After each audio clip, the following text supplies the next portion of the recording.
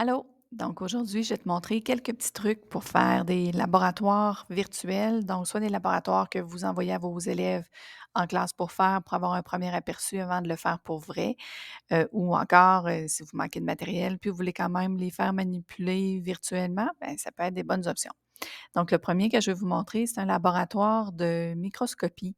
Donc, en venant ici sur Explore, donc je vais juste vous montrer un petit peu de quoi ça a l'air. Donc, vous avez votre microscope.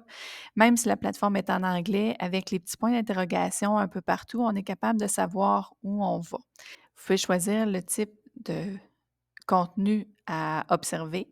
Donc, que ce soit des plantes, des animaux, des bactéries ou du contenu humain. Donc, par exemple, si je veux regarder une cellule de sang, cellule sanguine, donc, je choisis mon échantillon et puis après ça, on commence par exemple à 4X comme, 1 objectif.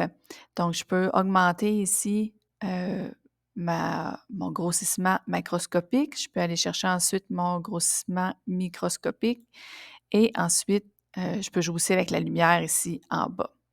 Je peux changer de lentille par la suite et continuer mon grossissement, par exemple je vais un peu à l'œil pour aller vite.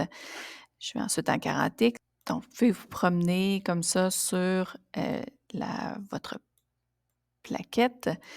Donc, ici, pour essayer de chercher, trouver ce que vous voulez observer. Vous pouvez également grossir à plus fort grossissement à 100X. À ce moment-là, automatiquement, ils vont vous dire de mettre de l'huile d'immersion. Puis, donc, tout est avec un point d'interrogation. C'est super facile à suivre.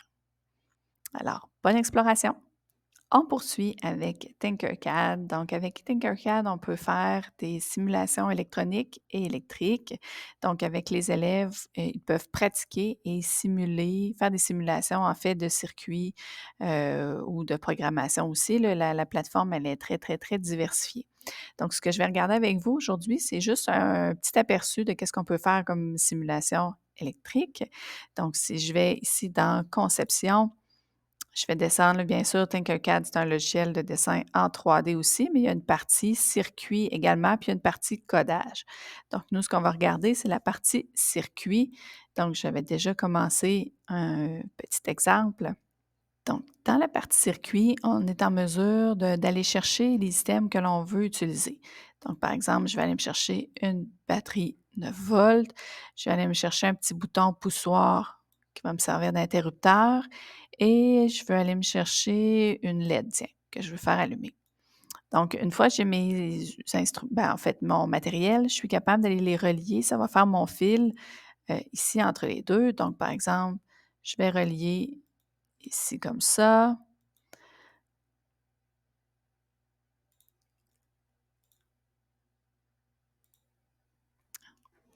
Donc, j'ai relié tout mon circuit maintenant pour aller voir si ça fonctionne, mais je vais faire la simulation. Donc, si ça fonctionne, lorsque je vais appuyer sur le bouton ici, eh bien, ma LED allume. Donc, pour les élèves, on peut, par exemple, si un élève fait une erreur, donc je peux enlever ce fil-là, par exemple, si je déplace l'autre ici et mon fil comme ça ici. Donc, si l'élève fait une erreur, par exemple, bien à ce moment-là, mon circuit n'allumerait pas.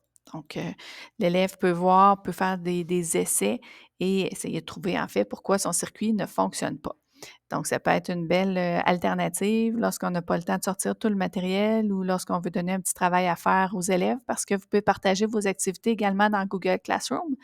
Donc, et vous voyez le projet en fait de chaque élève par la suite. Vous pouvez commencer une base de projet aussi et leur demander de le compléter également là, lorsque vous débutez en électricité. Donc, bonne exploration!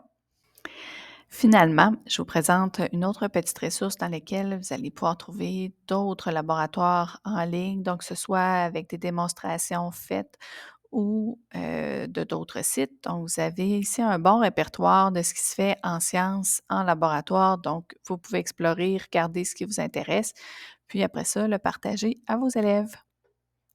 Bonne exploration!